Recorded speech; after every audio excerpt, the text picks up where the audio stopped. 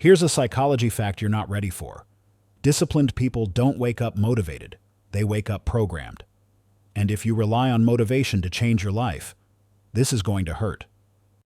Psychologists call this self-regulation, and once you understand it, you'll see why some people quietly dominate their lives while others stay trapped in the same habits for years.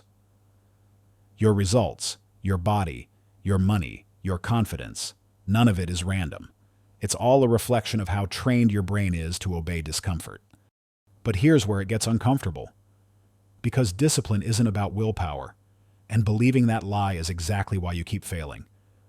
Your brain is not designed to make you successful. It's designed to keep you safe. Safe means predictable, comfortable, familiar. So every time you skip the workout, delay the hard conversation, or say, "I'll start tomorrow," your brain rewards you with relief. Not guilt, relief. That relief is dopamine, and your brain learns very fast what behavior keeps stress away. And this is the part nobody wants to admit.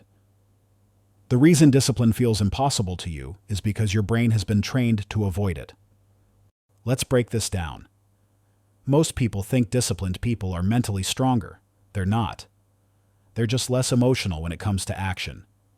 Your brain runs on a system called cost-benefit prediction. Before you act, your mind asks one question: will this cause discomfort right now? If the answer is yes, it sends resistance. That resistance feels like laziness, doubt, overthinking, or procrastination.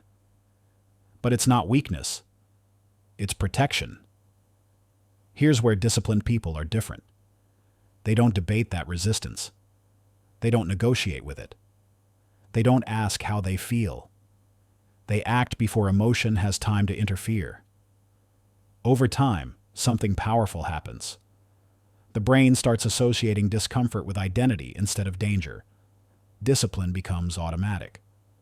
Not because it's easier, but because it's familiar. This is why motivation feels unreliable. Motivation depends on mood. Discipline depends on conditioning. And here's the brutal truth. If your life hasn't changed, it's because your brain has been rewarded too often for quitting. If that stings, good. It means you finally understand this isn't about effort. It's about training.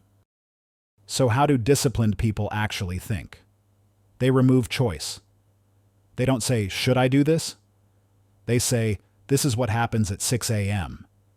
Here's the mental trick that works. Create rules, not goals. Rules don't require motivation. Rules bypass emotion. Instead of, "I'll try to work out," say, "I train every weekday, no exceptions." Instead of, "I'll stop procrastinating," say, "I start the hardest task first." Every time you act while uncomfortable, you rewire your brain. You teach it a new reward pattern. Discomfort stops being a threat. It becomes a signal. Discipline isn't something you're born with. It's something you install. And the moment emotion stops controlling your behavior, your life changes fast.